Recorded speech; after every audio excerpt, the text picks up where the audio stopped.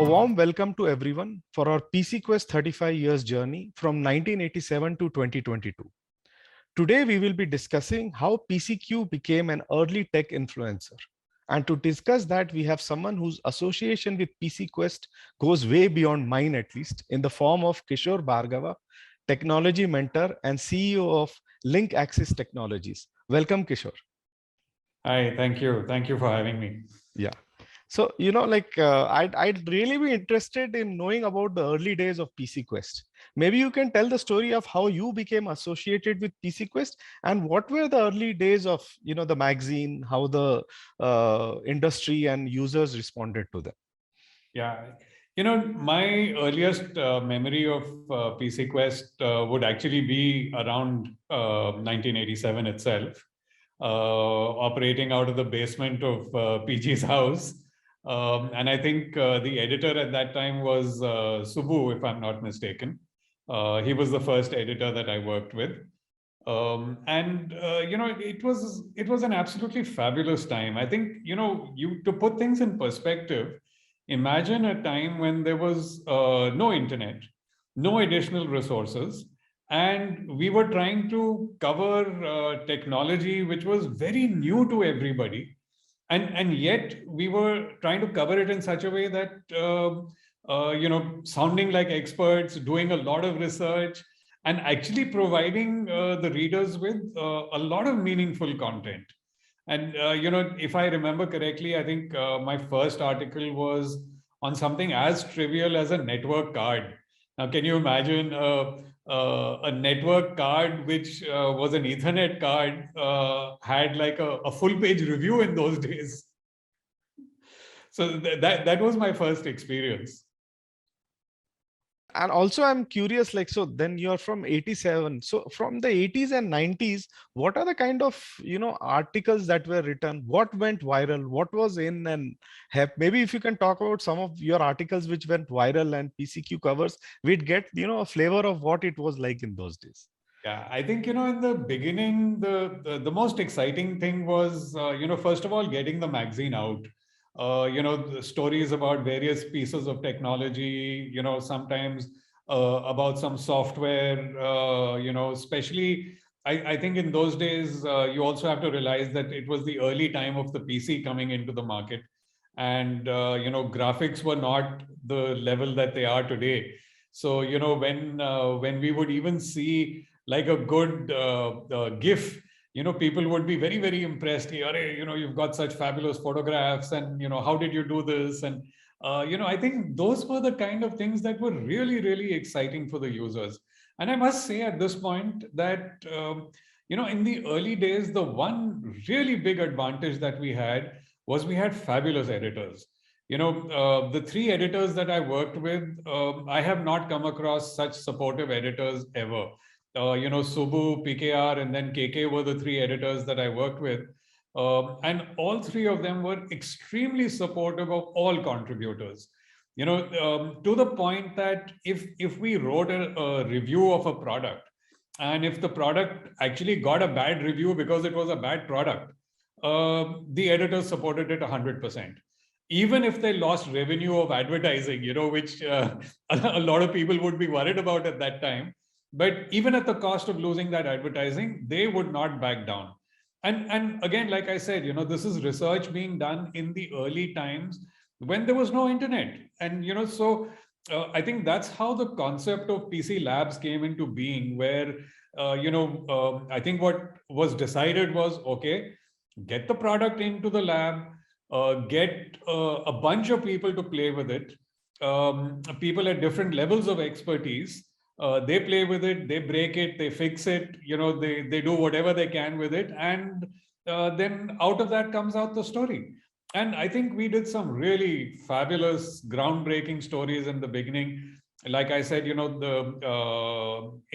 of viral, I think what got really popular was reviews and definitely anything to do with graphics.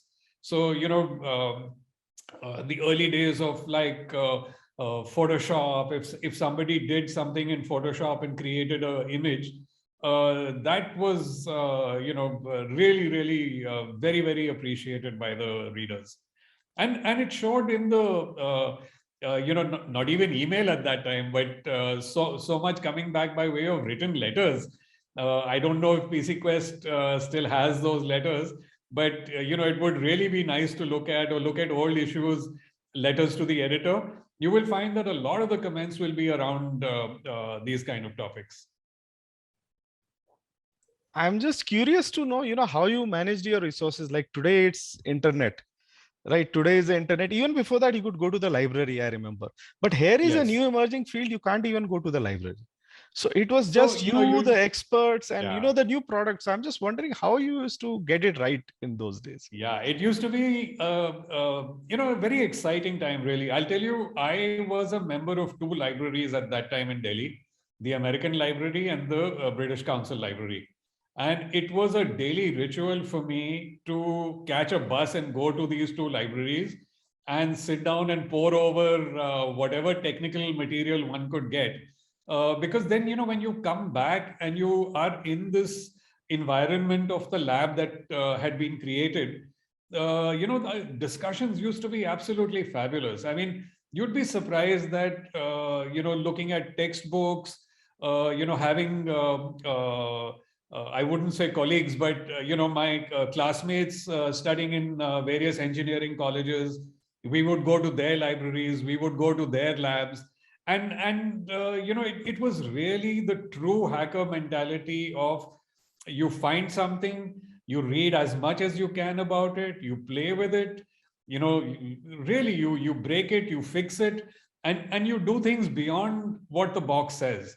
Because even at that time, I think, the manuals that came with these were pathetic. I mean, in many cases, you'd get, a two-page leaflet which says this is what the product is, but that's where it ends, so there was nothing beyond that. And it was really boiled down to discussions with the others in the group, and you were on your own. You were on your own for a long time. That's what it's all the more commendable that you could do it. So, one thing I was very curious about is the bulletin board system.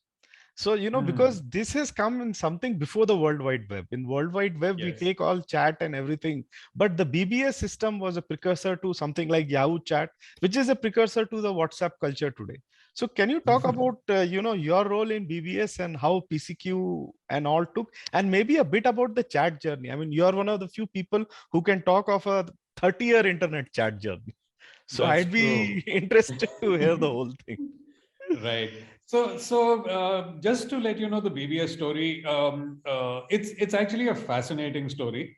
In India, I would say there are two people who set up BBSs at almost the same time. One was Atul Chitnis in Bangalore, and the other was me in Delhi. And literally, we could count that it would be hours within of each other that we set up the system. And we always fought about, whose system was set up first. And the final truce was, okay, you set up the system in South India and I set it up in North India. And we finally settled on that. And this was in the year 1989. Now, unfortunately, after that, some of the other BBS operators have tried to almost rewrite history and say that they were before us. But that is not true. It was actually Atul and I who set up BBSs independent of each other. And to the point that after a while of using different BBS systems, we decided to actually use the same BBS system.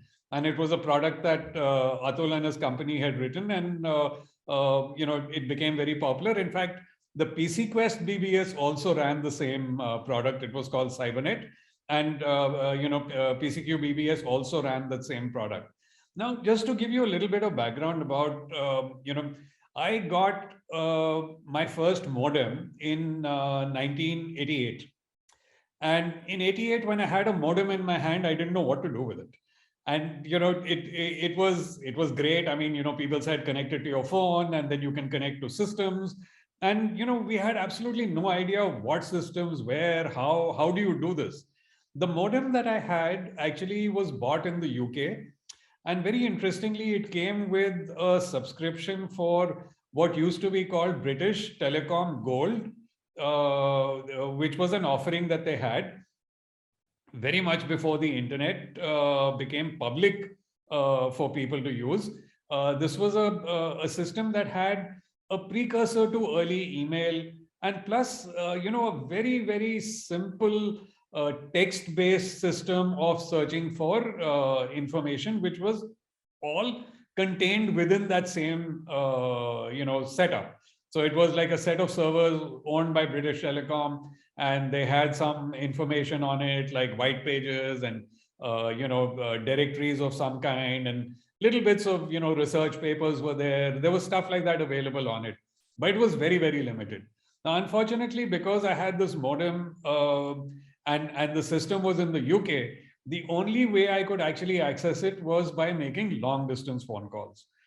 So in the beginning, I did a couple of long distance phone calls till the bills became completely unaffordable. So I had to get out of that system. But very soon, at around that time, BSNL launched a system called X25, which was it was called GPSS, Gateway Packet Switching Service, which a packet switching service which would allow you to connect to other systems of the same type. And Telecom Gold was one of those types of systems. So I was then able to access it by making at least a local phone call. Of course, one had to pay on the per packet cost of BSNL also. So it was still expensive, but definitely not as expensive as making long distance phone calls. Now, when you look at the types of services that were available on these systems, there was a very, very simple kind of two-window chat. I mean, if you found another user on that system, you could check by, saying who is online, and you could see who else is online. And if you know the person, you could say, talk to this person, and you give the person's user ID, and the screen would split into two parts, and your message on one side and the other person's message just below that. And it was actually a real-time chat. And that became really, really popular because now, you were able to connect with people across the globe, across time zones, across geographies, and you were able to communicate with them. And I'm talking about in 1989. Okay, now let's not forget that the internet officially came to India in 1995 because BSNL launched internet services in India in July 95, and then the official launch to public was in 15th of August 1995 is when they launched. Okay, now the only thing is that what a lot of people are not aware of is that the internet actually came to India much before that. It came in 1988, but it was restricted to only the education and research institutes. So in fact, at that time, it was called ERNet, which is Education and Research Network, and it was limited only to academia. It was not given to private citizens. I do have the fortune of being one of the hackers who got into that system, and not only that, I was 100% supported by the director of DOT at that time, Dr. S. Ramakrishnan, who always introduced me in places that, oh, this boy used to hack into my systems. So once that happened, many of us were able to get into the system on some excuse or the other, working with an educational institute or working with a client who had access to ERNet. And we were able to get onto the internet on very, very early days. So, yes, I do have that experience of seeing everything before the World Wide Web. We had, text-based searches. We had services like Archie and Gopher and completely command line driven systems, which, till today, I'm very happy using those. So I mean that was the 80s. I mean, I can't even imagine internet chat before the internet came and before liberalization also. because 91, Yes. this is even before liberalization. So, Yes. I like moving on to the 90s. 90s was probably the heydays of PC Quest, because you Hmm. had labs, you came out with the CDs, and then PC Quest had the first developer community, hacking community. So, Hmm. so PC Quest was a tech influencer. You are also a tech influencer in your own right. So can you just tell us something about the 90s? What was it like, and what was the influence you all had? Yeah, I think what happened in the early 90s. So once the BBS community started getting settled, with some of us having access to the internet, and then the BBS being the secondary thing that was there. There's two types of BBSs got set up in the country at that time. One was the type where people would put lots of files for download or other resources that people could come and take away, and the other was where discussion started happening. Now, my BBS actually early on was always a place for discussions and not for what we used to call the file leechers. They just come for the files, take your files and go away. That actually, led to the formation of a very, very good community where people would come in and have discussions. In fact, you'd be surprised at the number of people who I meet even today and who tell me that we used to be on your BBS. One such name that I can give you is Vijay Shekhar, of Paytm. He used to be a very, very regular BBS user at that time. And I was looking at some of the old conversations. I was great. I mean, even earlier on at that time, people would talk about various help each other out, whether it was in business, whether it was a technology problem, and in fact, one of the things that my BBS specialized in, because my wife got very interested in the whole BBS culture early on. It was the only BBS that had a exclusive women only forum. And with Mala being there and my wife being there, Jyoti being there, they were both we'd call them system operators. So they were sysops of the BBS, and they had exclusive control over this one forum. And believe it or not, till date I have not gone in and looked at the content of that forum because it was exclusively for women. But it led to the development of a very healthy community, a community that for the longest time had not physically met. I think it's only 2 years after the BBS was set up that we decided to have our first physical meet, and it was a great meeting. People met for the first time and really enjoyed putting faces to those names that were there and the discussions that were there, which was really good. Now, coming to the part of being influencers, I think what happened was that because some of this research was being done by a handful of people and being done early enough, they became kind of the go-to person for a certain type of issue or a certain type of problem. And PC Quest was very, very in the limelight because of also having set up a BBS. PCQuest set up a BBS, I think, in the early 90s itself. And, the two things that the magazine was able to do was, like you mentioned, CDs.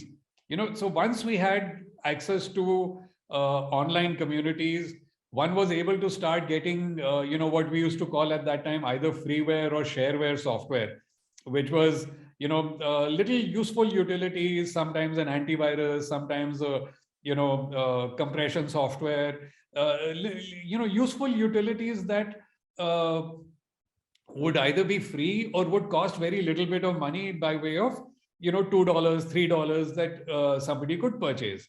Now, what PC Quest had started doing early on was making a collection of the most useful of these utilities and then publishing it on a CD. It came to a point where the magazine was being grabbed by people because of that CD. And every time that magazine came out, people would look forward to what's going to be on the CD and what am I going to gain from it. In fact, I can also let you in on this secret that the first Linux issue that we came out with, we got the most angry comments from our readers, because they said, what happened to the regular CD? You have gone and put some weird thing on this CD. So, they didn't understand what Linux was. And unfortunately, the mistake that we made at that point was we published a CD with Linux on it, but we didn't have the supporting articles. It's only 3 months later when we redid that issue, where we did a issue which covered what is it that you can do with Linux, and here is a CD with Linux on it, and as a bonus we'll continue to give you your regular CD so that you don't curse us. So when we did that, then the readers actually came back saying, oh, this is absolutely fabulous. And I think you would know, and the sales figure in PCQuest will actually show you that the Linux series in the early times, some of those issues were the maximum reprinted ever. I remember at one time we were talking about a print run of 70,000, 80,000 print run, when the magazine used to print only 25,000 copies.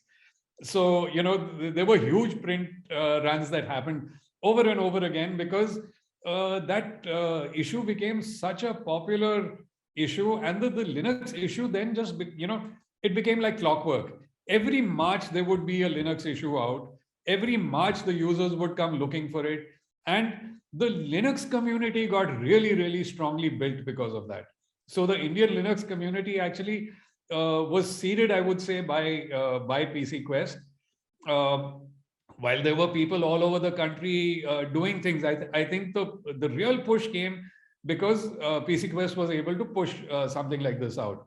Now, that is where you see real influence, because the magazine goes out, it goes out with a solid set of articles, it goes out with the software, and the credibility that the magazine had at that time was just absolutely fabulous. I don't think any other magazine came close.